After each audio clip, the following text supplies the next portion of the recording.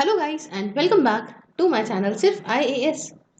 तो यहाँ पे जनवरी 2021 की जो विजन आईएएस की करंट अफेयर की मैगजीन थी उसे कंटिन्यू करते हुए आज मैं आपके लिए एथिक्स का टॉपिक लेकर आई हूँ। तो आइए शुरू करने से पहले चैनल को सब्सक्राइब कर लीजिए, बेल आइकन को प्रेस करिए ताकि आपको रेगुलर अपडेट्स मिलती रहें। अब इस टॉपिक के अंदर सिर्फ एक ही सब टॉपिक है जो कि है लॉ एंड लिबर्टी का। तो देखिए, सबसे पहले हम इसको आपको इंट्रोडक्शन देना चाहते हैं। लॉ एंड लिबर्टी के बारे में अगर हम बात करें तो जब हम जनरल टर्म में एक दूसरे से बात करते हैं तो हम लॉ और लिबर्टी को एज एन ऑपोजिट चीजें देखते हैं। कैसे? देखो, लिबर्टी का मतलब होता है आज़ादी, कोई भी काम आप आज़ादी से कर रहे हो, और लॉ का मतलब होता है कि भाई हम कोई चीज़ लेकर आए हैं तो चीज़ें रिस्ट्रिक्ट करने के लिए। जरूरी नहीं है रिस्ट्रिक्ट करने के लिए, बट एक अगर हम लिबर्टी के सेंस में देखते हैं तो लॉ जब आता है तो वो लिबर्टी को कहीं ना कहीं उस पर रोक लगाता है, कुछ आज़ादियों पर रोक लगाता है। समझ रहे हैं? बट क्या ये हमेशा एक दूसरे से ऑपोजिट रहते हैं? क्या ये बात सही है? या कभी ये साथ में भी रहते हैं? ऐसी कौन सिचुएशन होती है जब ये साथ में रहते हैं? और अगर ये ऑपोजिट रहते हैं तो कैसे हम रिजॉल्व कर सकते हैं कि ऑपोजिट ना रहे? तो ये सारे सवालों के जवाब इस वीडियो में आपको मिलने वाले हैं। लेकिन उसके पहले समझिएगा कि लिबर्टी कितने तरह की होती है। लिबर्टी यहाँ पे दो तरह की होती है। ठीक है? कोई भी चीज़ हो, जिंदगी, कोई इंसान हो, कोई भी चीज़ हो ना, हर इंसान में एक पॉजिटिव फैक्टर होता है, एक नेगेटिव होता है। इंसान हो, चीज़ हो, प्रोजेक्ट हो, कोई स्कीम हो, कुछ भी आता है तो हमेशा लाइफ में एक पॉजिटिव फैक्टर होता है, एक नेगेटिव फैक्टर होता है। ठीक है? तो अब लिबर्टी में भी हम देखेंगे एक पॉजिटिव फैक्टर है, एक नेगेटिव फैक्टर। इसी की तरह से यहाँ पे बोलते हैं एक पॉजिटिव लिबर्टी, दूसरे को बोलते हैं नेगेटिव लिबर्टी। अब आप कहोगे भाई पॉजिटिव लिबर्टी क्या होती है? देखिए, अब आपकी इच्छा है कुछ काम करने की, आपकी इच्छा है घर खरीदने की, आपकी इच्छा है गाड़ी खरीदने की, आपकी इच्छा है कि हम किसी जॉब या इस कंपनी से हट के इस कंपनी में जॉब करें, तो ये आपकी इच्छा है और आप इसके अकॉर्डिंग काम कर रहे हैं। ठीक है? तो ये आ गया आपका पॉजिटिव लिबर्टी कि आपको आज़ादी है कि आप अपने डिसीजन, अपनी ज़िंदगी अपने हिसाब से जी सकते हैं। और नेगेटिव लिबर्टी क्या है? इस टर्म को जरा गौर से समझिएगा। नेगेटिव लिबर्टी का मतलब होता है आप पे कोई रोक टोक नहीं है, आपका जो मर्जी आ रहा है आप वो कर रहे हैं। मतलब समझ रहे हैं? आप जा रहे हैं, एकदम आपने नंगाई करके रख रखी है समाज के अंदर। ठीक है? तो ये आज़ादी है कि आपको कोई रोकने वाला नहीं है, तो ये नेगेटिव लिबर्टी के अंदर आएगा। लिबर्टी है, आज़ादी है, बट ये नेगेटिव लिबर्टी के अंदर आएगा। तो ये कुछ आपके लिबर्टी के दो टाइप हो गए। अब लेकिन अब देखेंगे कि आखिरकार लॉ क्या है और लिबर्टी क्या है, एक्चुअली में क्या है। ये तो हमने समझ लिया नेगेटिव है, पॉजिटिव है, लेकिन ये एक्चुअली में लॉ और लिबर्टी होते क्या है और ये आपस में किस तरह से इंटरैक्ट करते हैं, ये समझिएगा। तो देखिए, लॉ तो हम सब जानते हैं। लॉ क्या है? एक ऐसे रूल्स का सेट होता है। ठीक है? एक सेट ऑफ रूल्स होते हैं जो जो सोसाइटी की फंक्शनिंग है वो प्रॉपर तरीके से करवाते हैं, और साथ ही साथ कलेक्टिव वैल्यू सिस्टम, एक साथ कलेक्टिव जो वैल्यू सिस्टम है उसे अपहोल्ड करके भी रखते हैं।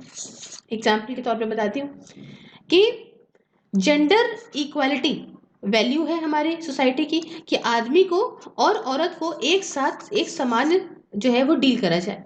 तो ये हमारे यहाँ की वैल्यू है, और इस आइडिया को एक लॉ में बदल के लाके ये कह दिया गया कि अगर आप जेंडर डिस्क्रिमिनेशन करते हो, कि मतलब अगर आप यहाँ पे आदमी और औरत में भेदभाव करते हो किसी भी सेंस में, तो आपको पिनल जो है चार्जेस देने पड़ेंगे, आपके ऊपर पेनाल्टी लग जाएगी। समझ गए बात को? तो क्या है कि यहाँ पे जो भी आपने यहाँ वैल्यू है सोसाइटी की, उसे यहाँ पे इस तरह से कन्वर्ट करना कि वो आगे भी रहे। तो इसके लिए एक सेट ऑफ रूल्स हो गया यहाँ पे, लॉ, रूल्स एंड रेगुलेशन का। ठीक है? अब ऐसे समझिए कि जो लॉ होता है ये एक तरीके से कोडिफिकेशन है कलेक्टिव एथिक्स का सोसाइटी की। अब जो भी हमें चाहते हैं कि भाई देखो, यहाँ पे एक एग्जांपल आपको देती हूँ कि सड़क पे मत थूको। ठीक है? चलो, नहीं थूकते सड़क पे, लेकिन अगर सड़क पे थूकोगे तो एक लॉ बना हुआ है कि भाई तुमको इसके लिए पेनाल्टी देनी पड़ेगी या ये फला फला जुर्माना भरना पड़ेगा। तो इससे क्या होता है कि वो जो चीज़ है, हमारी वैल्यू है, वो मजबूत रहती है, आगे तक चलती भी है। ठीक है? अब लेकिन हम लिबर्टी की तरफ बढ़ जाते हैं। लिबर्टी का क्या सीन है? लिबर्टी एक, समझ लीजिए, आज़ादी है, स्टेइंग फ्री। ठीक है? यहाँ पे आइडिया और स्टेट ऑफ बीइंग फ्री, आज़ादी से हम यहाँ पे काम कर रहे हैं, और यहाँ पे हम एक जैसा चाहते हैं, जिस हिसाब की अपनी मर्जी से चाहते हैं, हम उस हिसाब से यहाँ पे अपनी चीज़ों को कर रहे हैं। एग्जाम्पल, हमारे यहाँ इंडियन सिटीजन को लिबर्टी दी गई है ना, कि आप किसी भी पार्ट ऑफ कंट्री में रह सकते हैं। अब तो कश्मीर में भी रह सकते हैं। तो ये क्या है? एक फंडामेंटल राइट है हमारे कि भैया हमारे पास आज़ादी है, फ्रीडम है कि हम किसी भी पार्ट ऑफ कंट्री में रह सकते हैं। समझे? बट यहाँ पे जो आइडिया है फ्रीडम का, है ना, ये कुछ लिबर्टी को यहाँ पे जो है कॉन्स्टिट्यूट करता है, ये जो करता है ये एक समझ लीजिए सोसाइटल वैल्यू सिस्टम का पार्ट है। मतलब जो लिबर्टी का आइडिया है जो और कॉन्सेप्शन है लॉ का, दोनों ही बेसिस रखते हैं सिस्टम ऑफ सोसाइटी में। अभी ऐसे ऐसे खतरनाक से टर्म्स समझ में नहीं आ रहे होंगे तो ऐसे समझाती हूँ आपको कि लॉ लाना जरूरी है इसलिए ताकि सोसाइटी हमारी प्रॉपर तरीके से चल सके, ठीक है। और लिबर्टी जरूरी है क्योंकि अगर किसी को आज़ादी से काम नहीं करने दोगे, आज़ादी से काम नहीं करने दोगे तो वो एक तरीके से फ्रस्ट्रेट हो जाएगा और फिर आवाज़ उठाएगा और इरिटेट होने लगेगा। तो इसलिए दोनों ही हमारे ज़रूरी हैं और हर एक वैल्यू सिस्टम में ये दोनों बरकरार रहे अच्छा है। बट यहाँ पे क्या है, आपको देखने को मिलेगा कोई भी वैल्यू सिस्टम हो यहाँ पे कॉन्टिन्यूसली जो लिबर्टी का आइडिया, जो आज़ादी का आइडिया है वो चला जाता है। सोसाइटी के अंदर लिबर्टी मेंटेन रखती है और ये यहाँ पे आगे बढ़ती रहती है, आगे बढ़ती रहती है। लेकिन अगर हम लॉ की बात करें, लॉ जब तक के लिए ये स्टैटिक है, मतलब ये एक जगह रहेगा, एक जो आपने लॉ बना दिया वही रहेगा जब तक के लिए नया लॉ नहीं लाया जाएगा अमेंडमेंट के थ्रू। अब पहले कई बार केसेस कैसे होंगे कि भाई पुराने लॉ से ऑब्सोलीट हो गए हैं तो अब उनको ही अमेंड करके एक नया लॉ लाया गया। तो आप समझ रहे हैं ना कि भाई नए लॉ को अगर यहाँ पे लाना है तो पुराने लॉ से हटाना है तो आप खुद करोगे, अमेंड तब होगा। लेकिन लिबर्टी की बात करें तो ये वक्त के साथ चीज़ों के साथ यहाँ पे अपने आप कॉन्टिन्यूसली चला करती है। इतना समझ रहे हैं? तो अब लिबर्टी के साथ साथ एक नया लॉ लेकर आए, तो फिर आए, फिर आगे बढ़ी, फिर एक नया लॉ लेकर आए, ऐसे करते करते करते करते हम देखते हैं कि कॉन्टिन्यूसली कहीं ना कहीं हमारा ये इंटरेक्शन बना रहता है सोसाइटी के लेके, लिबर्टी इंडिविजुअल के लेके। एग्जाम्पल बताते हैं, जो आपका होमोसेक्सुअलिटी जो थी हमारे सेक्शन नंबर जो 377 था आईपीसी का, याद है ना, इंडियन पिनल कोड का सेक्शन, सॉरी सेक्शन 377 जो था, देखिए उसमें क्या था कि भाई ये क्रिमिनलाइज करता था होमोसेक्सुअलिटी को, भैया औरत औरत शादी कर रही है, आदमी आदमी शादी कर रहे हैं। तो जब ये डीक्रिमिनलाइज हुआ था बाद में ये लॉ, तो डीक्रिमिनलाइजेशन से पहले, मतलब जब ये क्रिमिनलाइज था, ये जब लॉ था इंडिया के अंदर, तो सेक्शन 377 आईपीसी का लॉ का ये था at was at variance with liberty of an individual. अभी ये था क्या कि भैया देखो यहाँ पे तुम हो, ठीक है, तुम एक लड़की हो और तुम्हें शादी करनी किसी लड़की से, तो क्या है कि तुम्हें आज़ादी यहाँ पे नहीं मिली हुई है। क्यों? क्योंकि अगर तुमने शादी करी तो तुम्हें 377 के अंदर यहाँ पे जो है जो भी तुम्हारे पेनलाइज किया जाएगा तुमको, ठीक है। तो ये लॉ इसलिए था। खैर सेम टाइम स्टडी ये भी दिखाती है कि करीब 50% से ज़्यादा पॉपुलेशन जो थी वो अभी भी ये सोचती है कि जो होमोसेक्सुअलिटी है वो एक टैबू है। अभी खुद सोचिए ना, आप जितने भी दिमाग में सोच के बैठे हो, ठीक है, I am not talking about myself, I am talking about generalise thing, कि चाहे कोई इंसान हो कितना भी इस चीज़ को क्लियरली कहता हो, ठीक है, हाँ होमोसेक्सुअलिटी है, अब अपने बीच में आप लोग ऐसे देखेंगे, ठीक है, अरे कोई बात नहीं, अब तो इंडिया में भी लागू हो गया है, आराम से शादी कर सकते हैं, लड़के लड़की, लड़कियाँ लड़कियाँ अपने हिसाब से कर सकते हैं। बट अगर कोई आपके अगल बगल ऐसा आपको दिखेगा ना, तो आप जरूर एक बार को पॉइंट आउट जरूर करोगे, आप खुद, बल्कि आप इतने पढ़े लिखे हो तब भी आप इसी को बोलोगे कि अरे आप तो लागू हो गया है तो कर लो, अरे पता है उनकी उनके ऐसा, अरे पता है। तो बहुत सारे ऐसे है कि भाई 50% से ज़्यादा लोग इस लॉ वगैरह को डीक्रिमिनलाइज करने के बाद भी इसको, होमोसेक्सुअलिटी को एक टैबू मानते हैं समाज के अंदर। खैर आगे बढ़ते हैं, अब जानेंगे कि भाई देखो जो ये आइडिया है इंडिविजुअल लिबर्टी का, क्या ये लॉ बनाने के इस प्रोसेस को इन्फ्लुएंस करता है? मतलब जो ये जो इंडिविजुअल लिबर्टी का आइडिया रखा गया है, क्या ये लॉ बनाने के जो पूरा प्रोसेस है, क्या इसे कुछ चेंजेस लाता है, इन्फ्लुएंस करता है, और अगर करता है तो किस तरह से करता है, यहाँ समझिएगा। देखिए हमने ये चीज़ पढ़ा कि चाहे लिबर्टी हो चाहे हो लॉ, दोनों ही बहुत ज़रूरी हैं अगर हमें एक अच्छा एथिकल फ्रेमवर्क सोसाइटी का फ्रेम करना है तो, ठीक है। तो ये जो मेन कोर लीड्स हैं बहुत ही इंपॉर्टेंट है। तो ये कोर लीड जो है ये लिबर्टी को लॉ के ऊपर ज़रूर इन्फ्लुएंस करते हैं, और किस तरह से करते हैं यहाँ समझिएगा। पहला, influence through the constitutional pathway. अब कॉन्स्टिट्यूशनली कैसे ही लिबर्टी जो है वो लॉ को इन्फ्लुएंस करती है। देखिए हमारे कॉन्स्टिट्यूशन के अंदर साफ साफ लिखा है कि लिबर्टी जो है वो बेसिक स्ट्रक्चर है, मतलब हमारे देश के नागरिकों से आप ये आज़ादी नहीं छीन सकते, ठीक है। तो बेसिक स्ट्रक्चर है, कॉन्स्टिट्यूशन अमेंडमेंट के थ्रू भी नहीं जाएगा, और धीमे धीमे फंडामेंटल और धीमे धीमे as a consequence it became fundamental to law making process. अब इसलिए भाई बेसिक स्ट्रक्चर है, ये आप छीन नहीं सकते, और इसलिए अब ये धीमे धीमे क्या हो रहा है, ये फंडामेंटल बन गया है लॉ मेकिंग प्रोसेस में। भैया लॉ को बनाते वक्त इस बात को ध्यान में रखा जाता है, समझ रहे। For example, laws that are blatantly antithetical to individual liberty are termed as unconstitutional and thus get repealed। अब ऐसे लॉज होते हैं जो लिबर्टी को मान लीजिए किसी भी तरह से अफेक्ट कर रहे हों, ठीक है, छीन रहे हों, तो आप समझ लीजिए कि ऐसे लॉज को अनकॉन्स्टिट्यूशनल करार कर दिया जाता है। समझ रहे हैं? तो एक तरीके से आपने क्या समझा कि लॉ जो है यहाँ बनाते वक्त लिबर्टी को, आजादी को बहुत ज्यादा ध्यान में रखा जा रहा है। नेक्स्ट पॉइंट जो है वो क्या कहता है, वो कहता है civil society vigilance on restriction of liberty. अब देखिए कोई ऐसा लॉ मान लीजिए आ जाए जिससे ऐसा लगे कि ये अनरीजनेबल रिस्ट्रिक्शन लगा रहा है, मतलब बिना किसी रीजन के रिस्ट्रिक्शन लगा रहा है किसी एक इंडिविजुअल की लिबर्टी पे, इंडिविजुअल की आजादी पे, तो ऐसा जो भी लॉ आता है हमारी सोसाइटी के अंदर, समाज के अंदर, उस लॉ को अपोजिशन या अपोज झेलना पड़ता है। और इतना ज्यादा ये लोग अपोज हो जाते हैं, प्रोटेस्ट करने लग जाते हैं। ठीक है, जैसे एक लॉ आया था बेरिंग विडो रीमैरिज, है ना, हमारे इंडिया के अंदर। इसमें काफी ऑपोजिशन झेलने को मिला था इस लॉ के द्वारा, है ना, कई सारे सेक्शन खड़े हो गए थे इसके खिलाफ, और आखिरी में क्या हुआ कि ये अमेंड कर दिया गया। फिर क्या है भाई, क्या किस तरह से लिबर्टी देखिए और लॉ को, यहाँ पे लॉ प्रोसेस को किस तरह अफेक्ट करती है। देखिए डेमोक्रेटिक नेचर है सरकार का, और डेमोक्रेसी में क्या होता है, to the people, for the people, by the people. हम किसी को इलेक्ट कर रहे हैं तो वो हमारे लिए आवाज वहां पे उठाएगा, और अगर वो वहां पे ऐसा लॉ लेकर आ रहा है जो हमारे हित का नहीं है तो उसकी खतरे आ जाएगी उसकी सीट। इसलिए हमारा जो लोग है, जनता है, वो भी यहाँ पे प्रेशर बनाती है, क्योंकि डेमोक्रेसी है तो लॉ मेकिंग प्रोसेस में जरूरी होती है उसके लिए आजादी, जनता के लिए तो काफी जरूरी हो जाता है कि भाई उनके हिसाब से काम। लॉ, लिबर्टी और इंडिया का संविधान, तो ये सब कुछ भी एज एन टर्म देखते हैं तो लिबर्टी काफी इंपॉर्टेंट है हमारे इंडियन कॉन्स्टिट्यूशन के लिए। आप जान भाई, इसमें लिखा है की वैल्यू है ना, की वैल्यू है। कैसे की वैल्यू आप कह रहे हो भाई, देखो प्रियम्बल में ही साफ साफ लिखा हुआ है, प्रियम्बल में ही साफ साफ लिखा हुआ है कि लोग जो है उनको लिबर्टी होगी थॉट की, people will have liberty of thought, expression, belief और फेथ एंड वर्शिप। इन सब चीजों की आजादी तो दी गई है प्रियम्बल में ही, तो हमारा संविधान ही कहता है कि भाई आजादी तो की वैल्यू है। अब अगर हम देखें कि अगर इन्फोर्समेंट की बात करें तो आर्टिकल नंबर हमारा 21 क्या बोलता है कि एक इंसान अपनी मर्जी के हिसाब से आउट ऑफ कंट्री भी जा सकता है, चिल है मामला। अब यहाँ पे आउट ऑफ कंट्री जा सकता है, बट हाँ कुछ रीजनेबल रिस्ट्रिक्शंस है, वैसा भी नहीं है कि बस पैसा लेके भाग जाओ ठीक है, तो मतलब हमारे संविधान के अंदर भी चीजों को दिया गया है।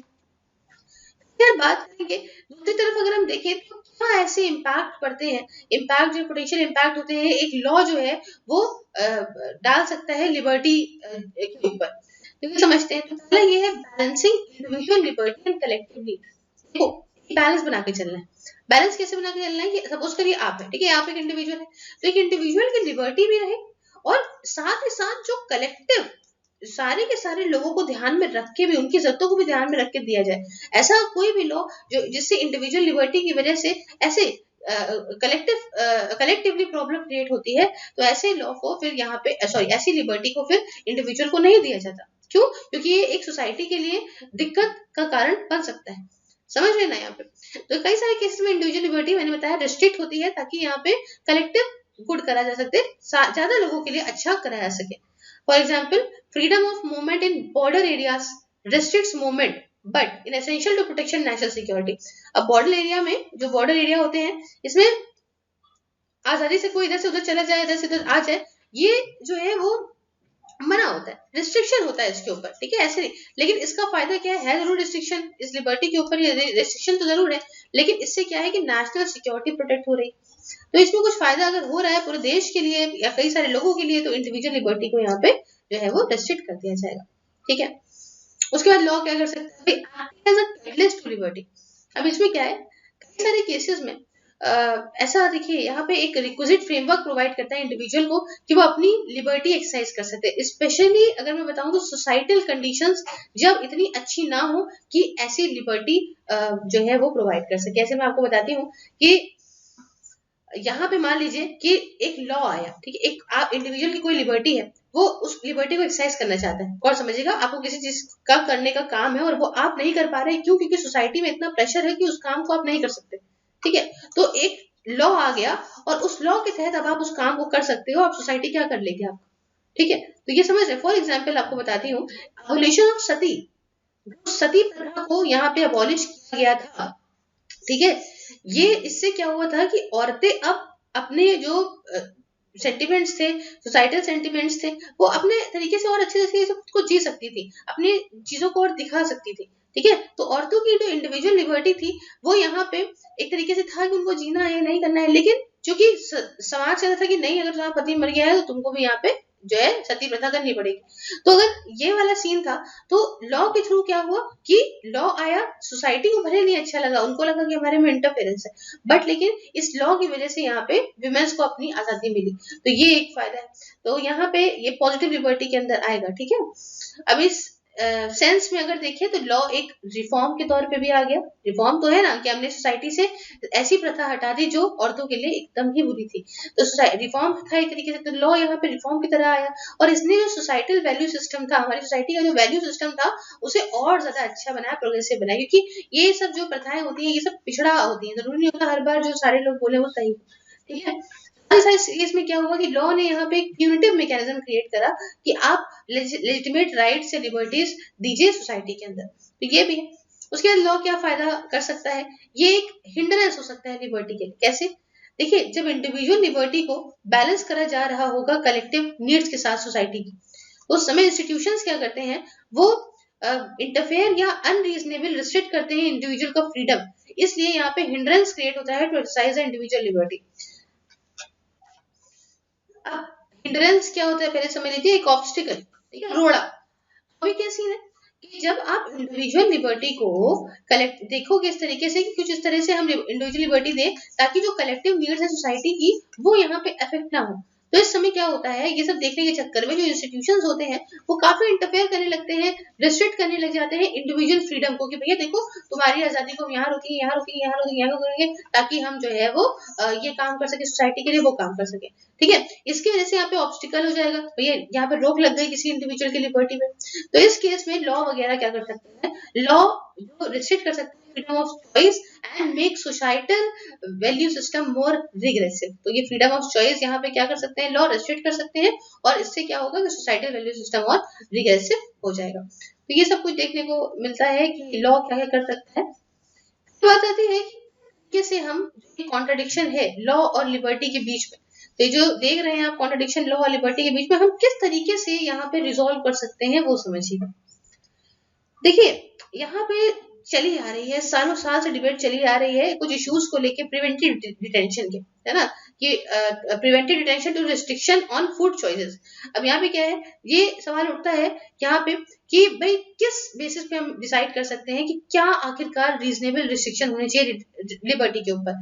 मतलब इनका कहने का है कि आखिरकार हम किस बेसिस पे डिसाइड करें कि लिबर्टी है उसके ऊपर हम रीजनेबल रिस्ट्रिक्शन लगा रहे हैं कि हाँ ये रिस्ट्रिक्शंस तो हमारे भैया होनी चाहिए जब भी आप एक्सरसाइज करो लिबर्टी को, और क्या अननेसेसरी इंटरफेरेंस के अंदर आएगा कि हाँ अगर हम यहाँ पे इंटरफेयर करें लिबर्टी में तो ऐसी कौन कौन सी चीजें हैं जो अननेसेसरी हो गई, अनरीजनेबल हो गई। क्या समझिएगा, इसके लिए सुप्रीम कोर्ट ने अपनी राइट टू प्रिवेसी जजमेंट की प्रोसीडिंग्स में एक फ्रेमवर्क दिया था, और ये फ्रेमवर्क ये कहता था कि रेस्ट्रिक्शन जो कि लिबर्टी में है वो मिनिमम होनी चाहिए, namely doctrine of proportionality. Framework क्या कहता है, रिस्ट्रिक्शन और liberty are minimum, namely doctrine of proportionality, proportion के हिसाब से कह लो। तो डॉक्ट्रिन ये कहता है, डॉक्ट्रिन ऑफ प्रोपोर्शनैलिटी ये कहता है, पहला लेजिटिमेट एम। डॉक्ट्रिन ये कहता है कि कोई भी रिस्ट्रिक्शन जो कि स्टेट देती है, स्टेट लागू करती है, ये आर्बिट्रेरी नहीं हो सकना चाहिए। मतलब ये एक ऐसा हो कि सोसाइटी के लिए उस पर्टिकुलर स्टेट का कोई एम पाना है और पब्लिक इंटरेस्ट के लिए कुछ मुद्दे के लिए ये ना हो कि बस अपनी मन मर्जी से स्टेट ने या सरकार ने उठा के कुछ भी थोप दिया, ये नहीं होना चाहिए। दूसरी बात ये डॉक्ट्रिन कहता है कि relationship between restriction and the aim. मतलब यहाँ पे देखिए जरूरत है कि यहाँ पे रेशियल नेक्सस हो between liberty which has been restricted and aim of the state. ऐसा कुछ भी ना हो कि हाँ जितने हद तक तुमने लिबर्टी पे रोक लगाई है और तुम्हारा एम है ये और तुमने रोक ये लगा दी, ऐसा नहीं होना चाहिए। यहाँ पे अगर लिबर्टी है तो अगर तुम्हारा जो भी एम है, अगर उस एम को जितना भी पाने के लिए लिबर्टी को रोकने की जरूरत है, सिर्फ आप उतनी ही लिबर्टी रोकेंगे। फिर ये बात कहता है कि लीस्ट रेस्ट्रिक्टिव मेथड, कोशिश करिए से अपना जो भी आपका एम है, जो भी आपका भाई जो भी आपका ऑब्जेक्टिव है उसे पाने के लिए आप कोशिश करिए कि आप कम से कम रिस्ट्रिक्शन लगाएं, जितनी भी कम से कम हो सकती है उतने कम रिस्ट्रिक्शन लगा दें। उसके बाद restriction of liberty and overall benefit, जो भी रिस्ट्रिक्शन लगाई गई है लिबर्टी पे, है ना, और जो बेनिफिट हो रहा है, जो फायदा हो रहा है उस रिस्ट्रिक्शन को लगाने से, इसमें एक बैलेंस होना चाहिए। वही वाली बात कि ऐसा ना हो कि यहाँ पे लिबर्टी इतनी लगा दी और तुमने इतना सा जो है एम है तुम्हारा, ये नहीं होना चाहिए। तो इससे क्या होगा कि भाई देखिए आपको पता चलेगा आगे तक। समझ आया ना यहाँ पे। तो एग्जाम्पल बताएं, अगर कंट्री मान लीजिए कोई कॉन्सेप्शन पॉलिसी लेकर आती है तो इसे पहले एग्जामिन करा जाएगा, है ना। क्या तो इसको एग्जामिन करना, does it have a legitimate aim, जो भी पॉलिसी है यहाँ पे उसके अंदर क्या कोई एक लीगल एम है, एक अच्छा एम है इस पॉलिसी का या नहीं है, सबसे पहले ये देखा जाएगा। ठीक है, तो अगर मान लीजिए कि द कंट्री कभी वॉर के टाइम पे, ठीक है, यहाँ पे युद्ध हो रहा है, तो इससे क्या कोई एक लेजिटिमेट एम मिल रहा है कि नहीं मिल रहा है, कि फालतू में लड़े जा रहे हो किसी के साथ भी, ये। सेकेंडली जो रेस्ट्रिक्शंस हैं और ये एम है उनका क्या रिलेशनशिप है ना, उनका एक रिलेशनशिप होना जरूरी है। मतलब समझे, जो रेस्ट्रिक्शन जो लगाया जा रहा है, मान ली रेस्ट्रिक्शन लगाया फ्रीडम ऑफ मूवमेंट पे, है ना, मूवमेंट पे क्या कि इधर से उधर फालतू में मत जाओ, इधर से उधर अभी भी नहीं जाओगे, रुकोगे, तो इससे क्या है कि भाई क्या स्प्रेड, किसी डिजीज के स्प्रेड को रोकने के लिए रेस्ट्रिक्शन लगा रहे हैं। तो मतलब इसी लिबर्टी से ही यहाँ पे जो है वो आपका एम कहीं ना कहीं रिलेट करना चाहिए। समझ रहे, ये होना चाहिए कि भैया यहाँ पे जो कॉन्सेप्शन पॉलिसी आई है, इससे क्या होगा, वॉर के टाइम की बात है तो आर्म फोर्सेस को बढ़ाने की बात है। समझ रहे हैं। तीसरी बात है जो आपका लीस्ट रेस्ट्रिक्टिव मेथड को यूज करा जाए, समझ रहे, ये सब बातें इसके अंदर कही गई है। तो यहाँ पे देखिए क्या किया जा सकता है ऐसे कॉन्ट्रडिक्शन को जो है अवॉइड करने के लिए फर्स्ट प्लेस पे। तो इसमें क्या है कि पहला कहता है making a legislative process more participatory and exclusive. देखिए जो भी लॉ मेकिंग प्रोसेस रहेगा, ठीक है, इसमें ज्यादा से ज्यादा लोग इन्वॉल्व हो, ज्यादा से ज्यादा स्टेक होल्डर्स इन्वॉल्व होने चाहिए। तो इससे क्या होगा, जितने ज्यादा लोग को आप इन्वॉल्व करोगे उतने ज्यादा लोग इसको एक्सेप्ट भी करेंगे जब आप इसको लागू करोगे। और यहाँ पे जो प्रोसेस है ये इंश्योर करेगा that doctrine of proportionality state follow करे, ऐसा ना हो कि अपनी मन से सब कुछ काम कर दे। अब जैसे कि आपने फार्म बिल्स में देखा, तो यही फार्मर्स का कहना था कि हमारे यहाँ से भी तो तुमने इन्वॉल्वमेंट किया होता, अपनी मर्जी से सब कुछ कर लिया, तो इसलिए हम इसको एक्सेप्ट नहीं करेंगे। तो ये बात है। उसके बाद जो है क्या कर सकते हो आप, रेगुलर अपडेशन ऑफ लॉज। देखिए वक्त के साथ साथ चीजें बदला करती, जो आज से 70 साल पहले चीज थी वो अब नहीं, इसलिए जो आज से 70 साल पहले लॉ बना था वो अब ऑब्सोलीट हो गया। आज की जरूरत के हिसाब से लॉ बनाना है आपको। इसी के चलते लॉस और लिबर्टी के चलते कि पुराने लॉस हो जाते हैं इसलिए भाई नए लाए जाते हैं। फॉर एग्जाम्पल सेक्शन नंबर 377 जो आईपीसी का था, सेक्शन नंबर 497 जो आईपीसी का था, ये सब जो है ये सब क्या थे, ये सब पुराने हो गए, ठीक है, और इसलिए इनको यहाँ पे हटाया गया। तो ये है, तो लिबर्टी इससे भी थोड़ी आजादी हुई, ठीक है, सेक्शन 377 वाला से। उसके बाद एनकरेजिंग अमंग सिटीजन। अब देखिए लॉ एक यूनिवर्सल हो नेचर में, ऐसा ना हो किसी एक सेक्शन के लिए, यूनिवर्सल हो नेचर में। और यहाँ पे देखिए बट जो कॉन्टेक्स्ट है ना, इन विच इंडिविजुअल ऑपरेट आर डिफरेंट। यहाँ पे लॉ है लेकिन कॉन्टेक्स्ट में इंडिविजुअल किस तरह से ऑपरेट करेगा ये यहाँ पे डिफरेंट, समझ रहे हैं। तो इसलिए हर एक जो इंडिविजुअल है वो अपने हिसाब से जैसे उसको काम करना है डिफरेंटली वो काम करे। तो समझ रहे हो, डाइवर्स सिचुएशन को ध्यान में रख के, इतने सारे अलग अलग तरीके के लोगों को ध्यान में रख के आपको ऐसा कुछ बनाना है ताकि ये इम्पोर्टेंट जो भी आपकी पॉपुलेशन है वो भी इसको एक्सेप्ट करे और एक कॉमन ग्राउंड पे सबको बैठाए भी। आखिरी में कंक्लूजन की बात कर लेते हैं। तो ऐसा जो दुनिया है इसमें लिबर्टी काफी इंपॉर्टेंट है। इंडिविजुअल्स के लिए आजादी नहीं है। आप अगर मकान में ढूंढने जाएंगे रेंट का, तो आप कहेंगे भैया देखो लैंडलॉर्ड से जो है लैंडलॉर्ड नहीं रहना चाहिए, भले आप कुछ ना करें लेकिन आप कहेंगे लैंडलॉर्ड रहना नहीं चाहिए। क्यों? क्योंकि आपको थोड़ा प्राइवेसी आजादी, बार बार ये कुछ बोले बोले बोले बोले आपको समझ में नहीं आएगा, पैसे भी दे रहे सुने भी, समझ रहे।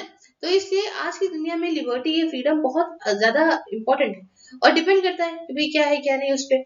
तो यहाँ पे आप अगर रेस्ट्रिक्ट कर रहे हो लिबर्टी को तो यहाँ पे रेस्ट्रिक्शन जो है वो रीजन वाली होनी चाहिए। ऐसा नहीं है कि अपने मन से कुछ भी कर दिया जाए, ठीक है। और भाई इसको ध्यान में रख के कि लंबे वक्त तक कैसा क्या रहेगा सब कुछ करे जाए, एफर्ट्स लिया जाए ताकि ऐसी दिक्कतें जो है वो ना आ सके। तो यहाँ पे हमारा जो ये एथिक्स का है वो कंप्लीट होता है। और अगर आपको वीडियो अच्छा लगा तो लाइक और सब्सक्राइब कंप्लीट कर लीजिएगा। बाकी फेसबुक पे आप वीडियो देख सकते हैं, सिर्फ आयस के नाम से पेज है, लाइक करिए, आराम से देखिए। ट्विटर, इंस्टाग्राम, टेलीग्राम सबका लिंक डिस्क्रिप्शन बॉक्स में है, मुझे कहीं भी फॉलो कर सकते हैं। आप मेरी मेंबरशिप को ज्वाइन कर सकते हैं और कई सारी पर्क्स भी एंजॉय कर सकते हैं। Thank you so much for discussion. Have a wonderful day. Take care.